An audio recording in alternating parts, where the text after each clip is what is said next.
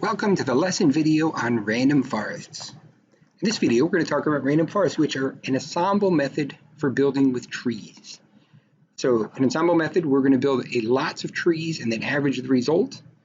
And in random forest, the particular thing that's used in building these trees, we're going to use bagging. So that means each time we build each individual tree, we're going to take a random subset of original data for training that tree.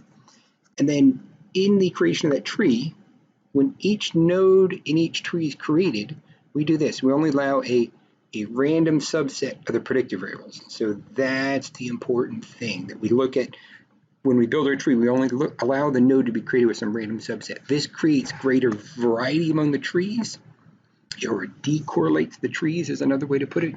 And this gives us more robustness against overtraining, and it further increases accuracy. And so those are the things we're going to look at in this talk today.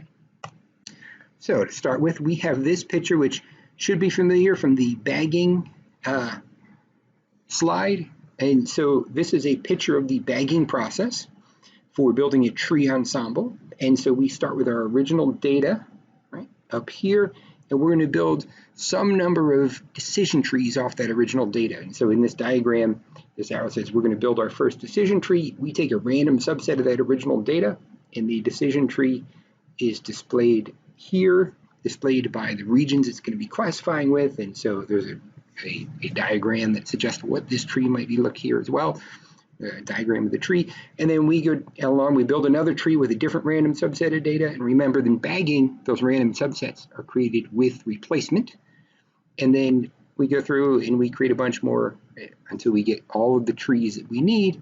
And then after we've built all those trees, we create the ensemble predictor, or which is the average of those trees. So meaning if a new data point comes in, we would look at the classification assigned to that new data point by all the trees in our ensemble. And for classification, we would take a majority vote. If most of those trees voted that point to be green, we'd call it green. If most of them called it to be red, we'd call it red. If we're doing probabilities for classification, we would look at what fraction of those trees assigned that new point to which class. So if 2/3 of them assigned it to green, the probability for green would be 0.66. And now we're talking random forest. We make one further modification that we've talked. The one further modification we've talked about. When these nodes are created in these trees, only some random subset of the features are allowed for each node. So we make this first node and this first tree on the left. We say we have 10 predictors. We're going to pick a random subset of maybe 6. And only those 6 will be examined to figure out what the best split, meaning which variable to use and what threshold to use for that first node. For the second node, we'll take a different random subset of 6. Or, it could be the same subset. We'll repeatedly select that random subset each time for each node. This creates more variety, and it decorrelates our trees. Now let's talk about the different parameters that have to be selected as you're making a random forest. First thing that has to be selected is our bagging percentage. Right? In R, this is called sample size. There's a Microsoft paper on decision trees that you're going to be reading. And so we're going to use some of the figures and talk about that Microsoft paper. So anywhere you see MS paper, that's the Microsoft paper that you read for decision trees. And now we're going to talk about decision forests. You're going to read the second part. And so that's what we're going to reference there in the MS paper. We're also going to need to choose the fraction of features that are available at each split. If you're writing R code and using the standard random forest package in R, that's called mtry. In the Microsoft paper, that's denoted by the variable row. We also need to determine how many trees in our ensemble to create. So that's called ntree in R, or capital T in the Microsoft paper. Lastly, we need to decide on each of our trees, should we prune the individual trees or should we not prune? Often, instead of pruning, the trees are limited in their maximum size by the maximum number of nodes. And so in the R code, that's called variable that limits that or sets that maximum size on the nodes. It's called max nodes, or it's called D in the Microsoft paper. In the original Leo Breiman random forest paper, when he wrote the first paper publishing this, he claimed that you don't have to prune the trees. The individual trees will overtrain, and this averaging process and this great amount of variance that comes in, variety that comes in by doing the random subset selection of the features for the nodes, will create enough variance that will cancel out any overtraining from not pruning your trees. Generally, that's held up in practice, but it's often worth testing. So often people can make your random forest initially and then test to see if you should prune your trees. The only case where I can think of where you really surely want to prune them is if they wind up growing too big and they slow down your runtime, then you might want to set some maximum nodes just for computational reasons. Okay, so let's go through each of these parameters in a little more detail. So first parameter here is the bagging sample size. And remember, what does this bagging do? By taking a random subset of the data, we're creating variety among our trees, or we're decorrelating the trees. So a lower fraction is going to create more decorrelation. On the other hand, there's a trade-off at the extreme values. If you create an extremely lower fraction, you'll get individual trees that have lower accuracy. So we want to have a sample size for the bagging that's small enough to increase that decorrelation, but not so small that things become too accurate. So how do we select that bagging sample size? Usually cross-validation, or something which is called out-of-bag error, where when each tree is created, we can take the data samples that were not used in creating that tree, and we run those data samples through all the other trees, and then we average results. That gives us a estimation that's very close to cross-validation when you have a lot of data and a lot of trees. And so generally you can use cross-validation or out-of-bag error. And I would do this in 10% increments, going from 10% to 100%. But you could be more or less exhaustive on that search. But some sort of cross-validation, out-of-bag error sort of selection for those. Next parameter, how many trees do we want to create? And what is the effect of this parameter? So the more trees you have, the more accuracy you get, but up to a point. And typically, you'll get a lot of increase when you go from 1 to 2 to 10 or 20 trees, and then you'll increase more out to 100. But at some point, increasing doesn't give you any more accuracy. So that may be at 500, you don't want to create more trees, or at 2,000, you have enough trees. Depends a lot on how complicated of a decision you need to make, how complicated your space is, how many features you have, how much data you have. And so that's always done by some sort of cross-validation or out-of-bag error. I would initially test, just as a rule of thumb, from 1 to 1,000 and look at the plot. And we'll see that plots that are used for testing that. You graph the error as a function of the number of trees and figure out how many trees you need. And so the next parameter is the fraction of features available at each split. So remember, by selecting only some of the features for each split, we make our trees to be different from each other. Right? We're forcing them to be different from each other. We're creating more variety among our trees, or we're decorrelating the trees. And so this parameter that gives us the fraction is called mtry. In the R software, it's called O. This is probably the most important parameter that you're going to be tuning for a random forest. And the way this works, a lower fraction creates more decorrelation among the trees. So the trees are more different. But it also creates lower accuracy of the individual trees because they don't have as many parameters to select from for their classification. So there's a bit of a trade-off there. How do we select that? Of course, it's cross-validation or out-of-bag error. I would go in 10% increments from 10% to 100% if I was going to do this.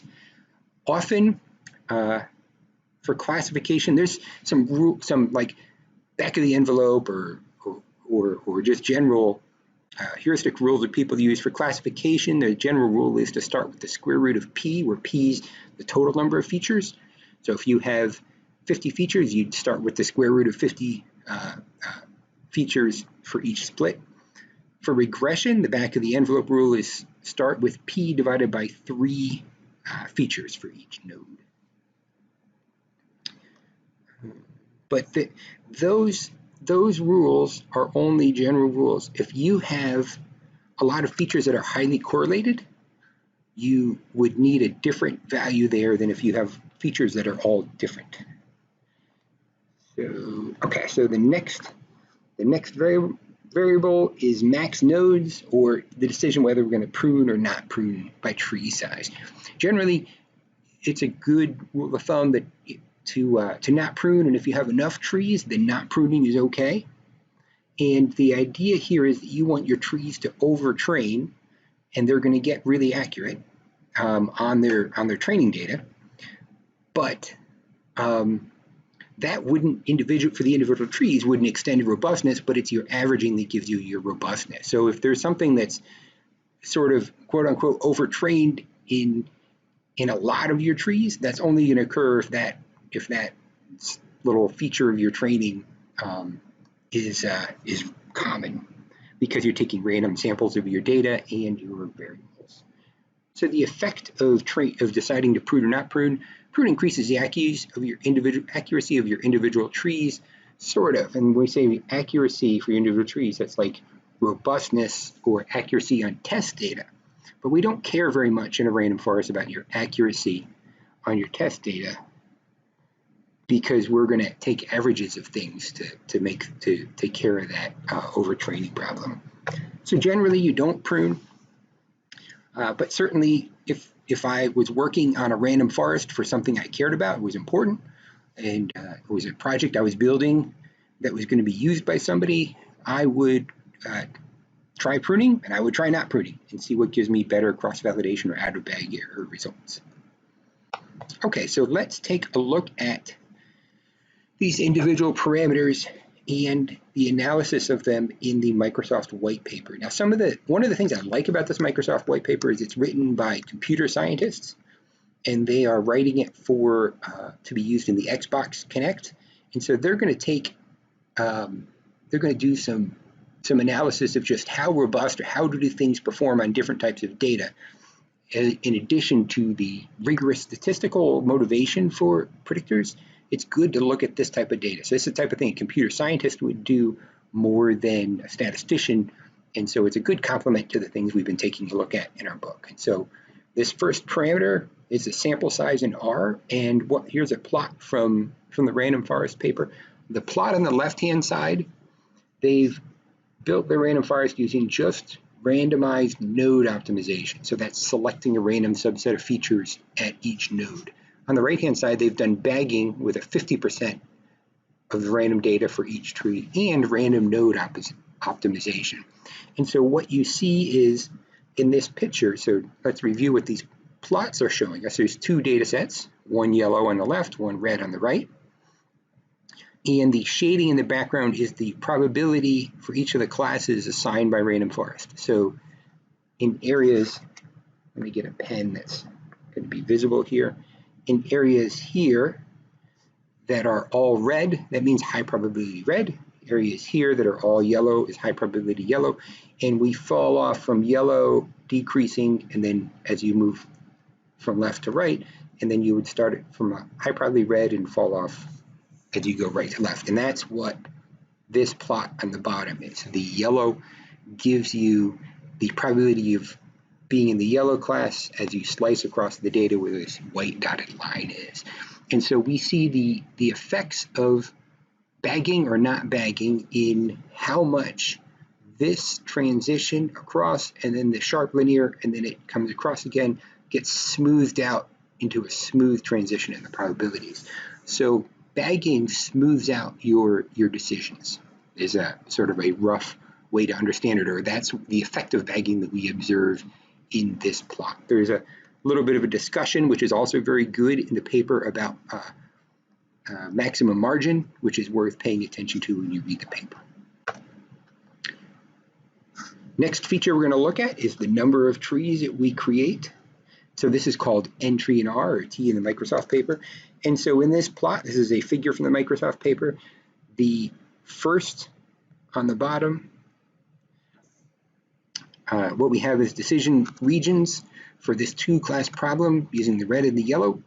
And so this random forest, there's one tree, right? T equals 1. Says we're going to build a random forest with one tree, and with one tree we can make one split, right there.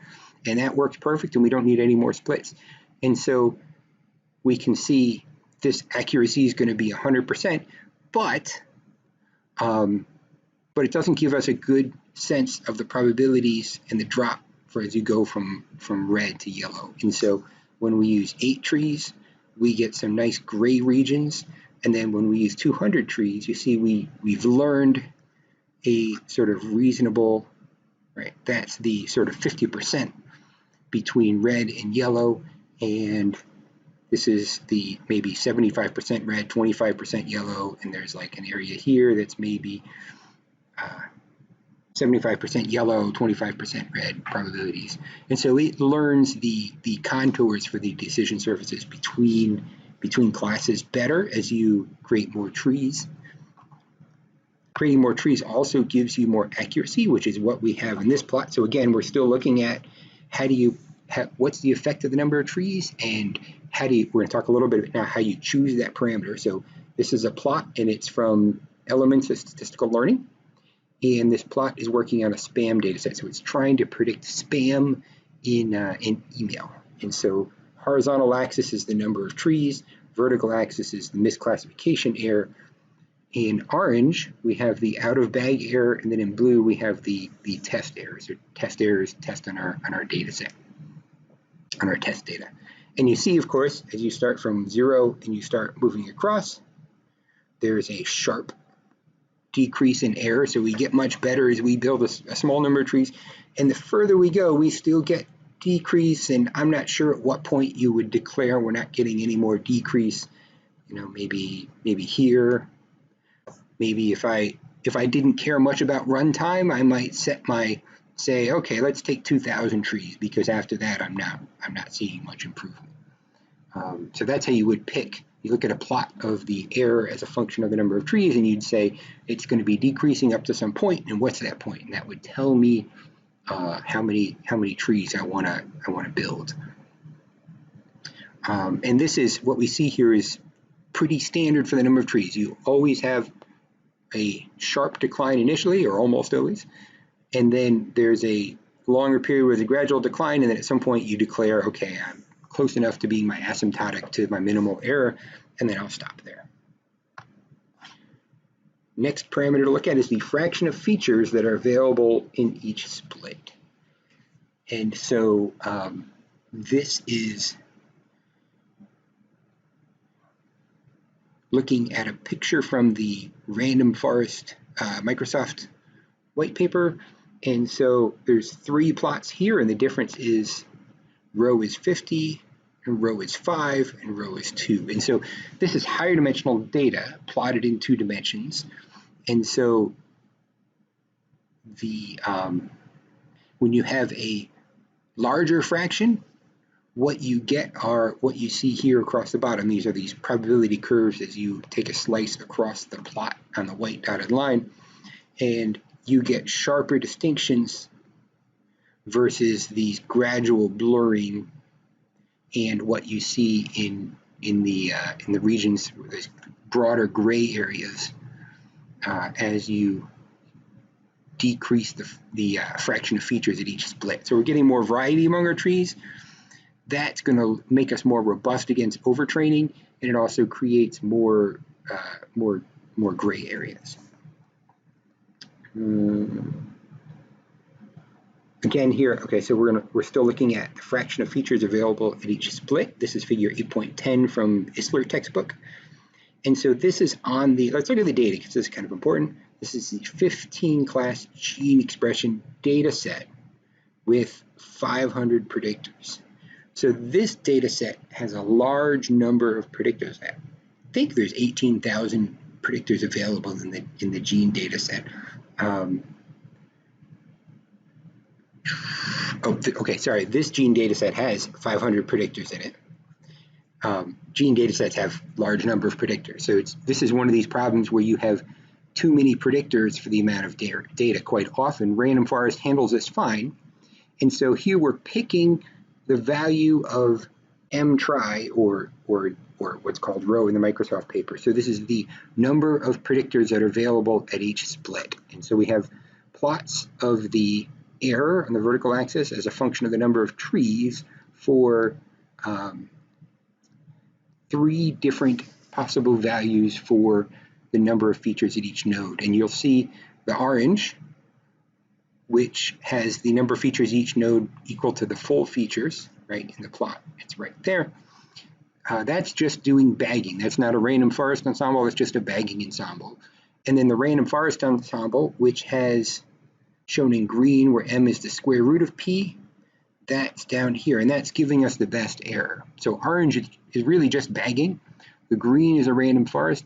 The blue, m is p over 2, which would be 250. So we're really not getting a benefit at the point of p over 2. It's really, you have to decrease p, you have to decrease the number of features available at each node down to square root of p, and that's going to give you your best error.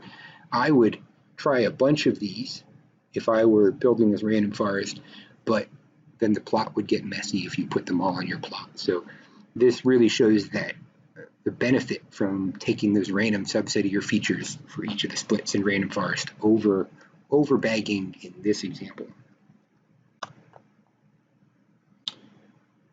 Last feature or last decision in making random forest, do we prune or do we not prune?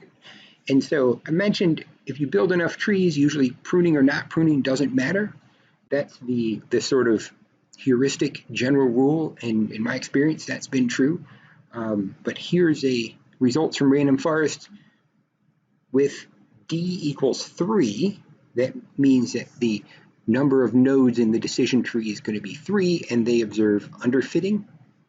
And then d equals 6.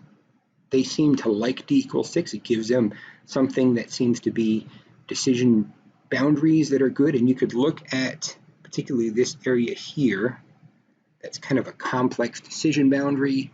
Maybe, really, there's a couple of complex decision boundaries where the classes meet and sort of overlap. So there's a complex decision boundary. And you could say, do those contours really match what I think they should? And in the paper, they say d equals 6 seems to be working well. In d equals 15, these places are circled. The authors are saying this looks like overfitting or overtraining. And I think I'd agree with the authors, although generally, if you take enough trees, you would be likely to see that go away. But it's one of those things that's worth testing on different data sets. So there's tree depth. Another nice advantage, this is really a big advantage, a nice effective using a random forest. Every time you make, so the thing that you get here is called variable importance, and it tells you how important your individual variables were in random forest when it makes a decision. And the way you compute variable importance, you look at the mean decrease in node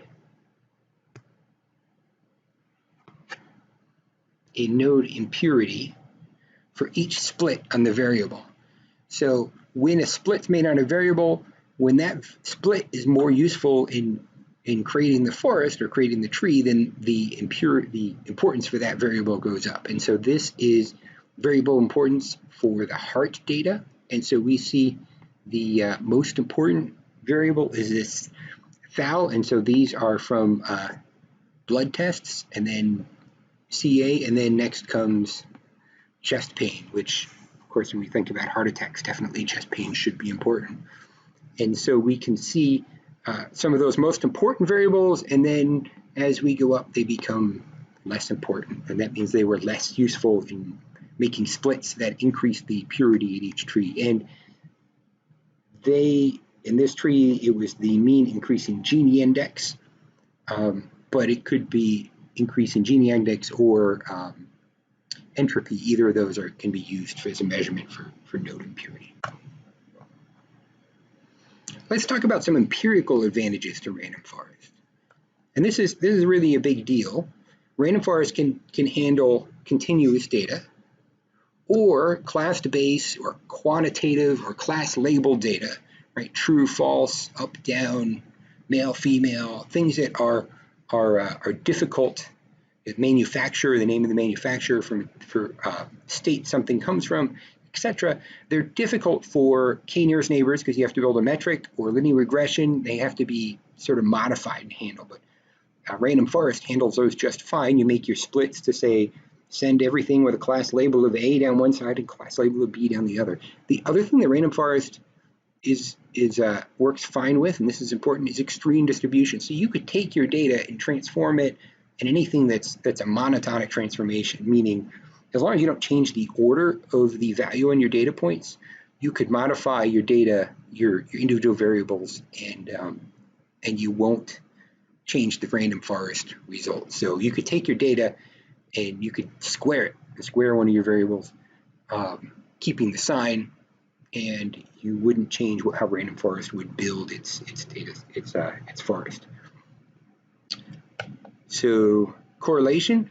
So correlated features have limited impact because they're used one at a time in tree growing, right? So correlation is a hard thing for linear regression to handle, multivariable linear regression. If there's a lot of correlated variables, it causes problems, but not for random forest. The only impact of correlation is that if you have variables that are correlated, you have to take your random subsets so that you get sufficient variety and utility out of your variables.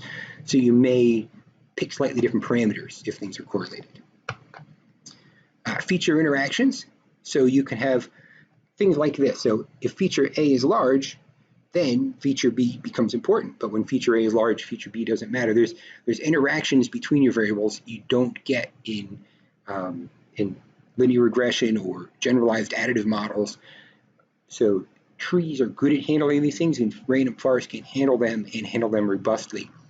Another way to express this is the decision boundaries between classes or the types of relationships that random forests can learn in regression aren't linear. So there's no restrictions on linearity for random forests. Feature selection.